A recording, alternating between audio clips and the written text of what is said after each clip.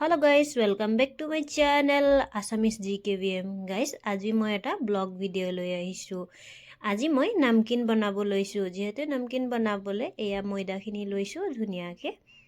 মই এতিয়া ময়দাখিনি এটা গামলাত লৈ লৈছো ধুনিয়াকে।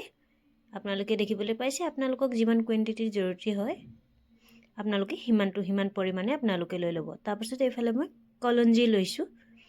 যেহেতু কলঞ্জি দিলে মানে টেষ্টটো অলপ ধুনিয়া হয়। সেয়ে মই ইয়াত এতিয়া 1 স্পুন কালঞ্জি দি লৈছো।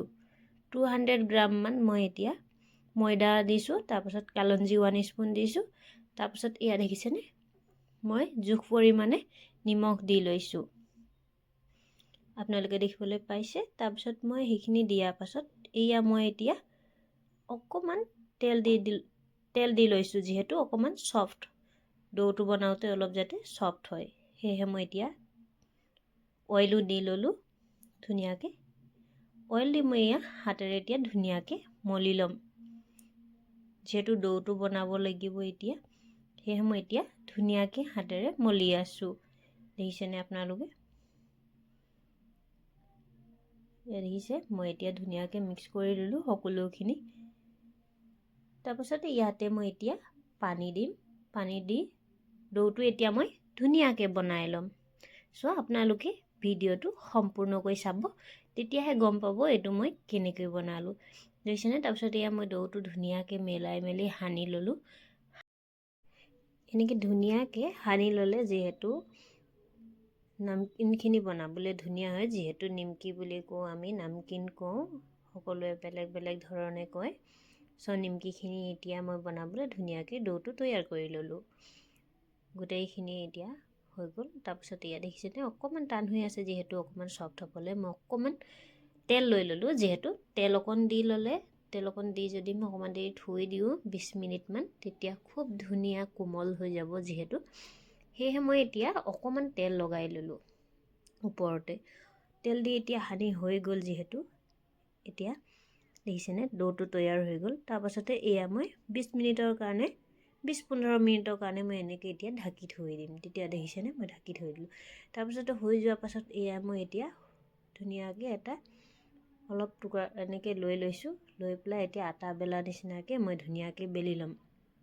দেখিছেনে? এতিয়া মই এইখিনি বেলিবলৈ লৈছো। যেহেতু ধুনিয়াকে এতিয়া মই বেলি লম। দিছে গোলকে ইয়া বেলি ললো। এতিয়া মই বেলি লৈ এতিয়া মই ধুনিয়াকে কটাৰীৰে এতিয়া মই নিমকি শেপ দিম। যেহেতু কাটি দেখিবলৈ পাইছে। যেহেতু অলপ মোবাইলটো চেকিং হৈছে, যেহেতু মই এটা হাতত মোবাইল লৈ আছো। তাৰপিছত দেখিছেনে এইয়া মই নিমকিখিনি কাটি ললো এনেকে ধুনিয়াকে কটাৰীৰে। আপোনালোকে দেখিবলৈ পাইছে। দেখিছেনে? এয়া মই আৰু দেখাই দিছো আপোনালোকক কেনেধৰণে কাটিব। সেইটো ষ্টাইলটো আপোনালোকে এনেকে কাটিলে ইয়া দেখিছেনে মই কেনেকে দেখুৱাই গৈছো। এই ধৰণে আপোনালোকে কাটিব। সো খুব ধুনিয়া হয়। দেখিছেনে? এইটো এটা শেপ ডিজাইনত এনেকে ডিজাইনত কাটিলে মতলব নিমকি ডিজাইনটো ধুনিয়া উঠে। তাৰপিছত আপোনালোকে যদি বনোৱা নাই এবাৰ ট্ৰাই কৰি চাব পাৰে। খুব বেছি ধুনিয়া হয়। ইজি ৰেচিপি হয়। আপোনালোকে যদি চাহৰ টাইমত বাহিৰৰ পৰা একো কিনি ননাকৈ ঘৰতে বনাই এনেকে খুব টেষ্টিৰে জুতি লগাই খাব পাৰে। সো মই খুব বেছি ভাল পালো। ফাৰ্ষ্ট টাইম বনাইছিলো যেহেতু খুব ধুনিয়া হৈছিল। আপোনালোকেও এনেকে ট্ৰাই কৰি চাব পাৰে। দেখিছেনে মই ইফালে প্লেটতো এনেকে বনাই লৈ কাটি লৈ থৈ লৈছো। যেহেতু এক প্লেট মই গোটেইখিনি একেলগতে ধুই ললো কাটি পেনাই। দেখিছেনে এটা শেপত ধুনিয়া জোখত। এয়া দেখিছেনে এয়া নিমকি শেপ হৈ গৈছে। তাৰপিছত এয়া মই কেৰাহী গৰম কৰি লৈ কেৰাহীত মই এতিয়া তেল দি ললো। জোখ পৰিমাণে আপোনালোকে তেল দি ল'ব। তাৰপিছত এয়া মই বেছিকে ভজা নাই, অলপকে দি মই ভাজি লৈছো। যেহেতু ধুনিয়াকে ভাজ খাব লাগিব। যদিহে ধুনিয়াকে ভাজ খায় তেতিয়াহে মানে তেলত ফ্ৰাই কৰাৰ পাছতে খাবলৈ ভাল হয়। যেহেতু মচমচীয়া হৈছিল, খাবলৈ খুব বেছি টেষ্টি হৈছিল। সো দেখিছেনে এতিয়া মই এনেকে ধুনিয়াকে লৰাই ভাজি আছো। তেলটো অলপ গৰম হ'ব দিব লাগে।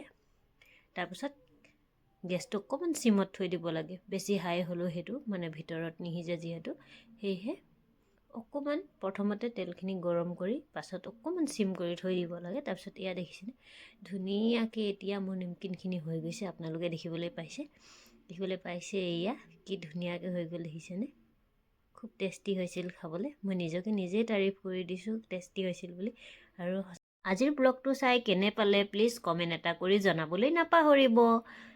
আৰু যদি মোৰ চেনেলটো আপোনালোকে ছাবস্ক্ৰাইব কৰা নাই তেন্তে মোৰ চেনেলটো ছাবস্ক্ৰাইব কৰি দিব। আৰু মই এনেধৰণে নিউ ব্লগ লৈ আহিব পাৰোঁ আপোনালোকৰ মাজলৈ। চ' আজিলৈ আহোঁ গাইজ, বাই বাই।